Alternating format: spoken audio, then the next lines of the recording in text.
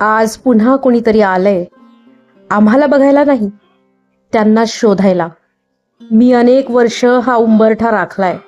याच दारातून ते विचारांचं गाठोडं घेऊन आत यायचे आणि बाहेर जाताना क्रांतीची मशाल घेऊन जायचे. आम्ही त्यांच्या हातांचे स्पर्श जपून ठेवलेत. आमच्या पानापानात त्यांनी स्वतःला शोधलं आणि मग जगाला रस्ता दाखवला. आज आम्ही इथे शांत आहोत, पण आमच्यातील शब्द आजही जिवंत आहेत. आम्ही फक्त वस्तू नाही, आम्ही त्यांच्या अस्तित्वाचे तुकडे आहोत.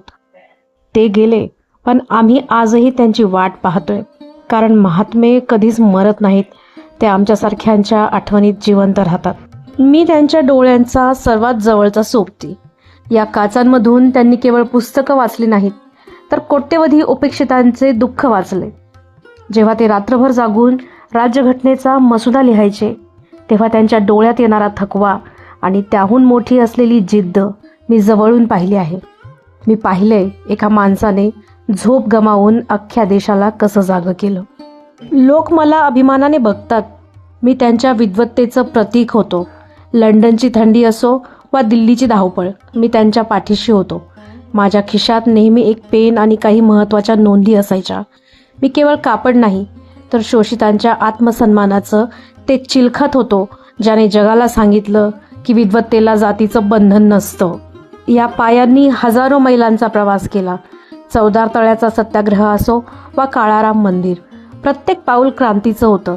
थकून थांबणं त्यांच्या रक्तातच नव्हतं. लोक त्यांच्या पाया पडायला यायचे, पण त्यांचे पाय मात्र समाजाला प्रगतीच्या वाटेवर नेण्यासाठी धडपडत असायचे. आम्ही त्यांचे सर्वात प्रिय मित्र. राजगृह हे घर नव्हतं, तर आमच्यासाठी बांधलेलं मंदिर होतं.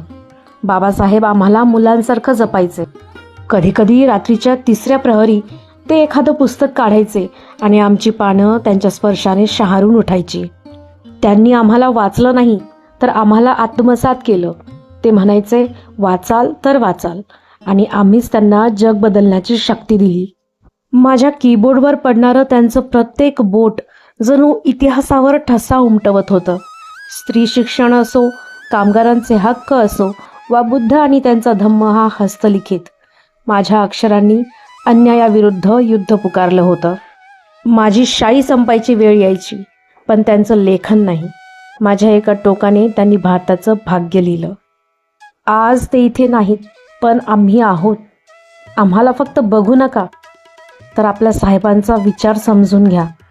आम्ही इथे एका महामानवाच्या स्मृती जपत आहोत, ज्याने शून्यातून विश्व निर्माण केलं.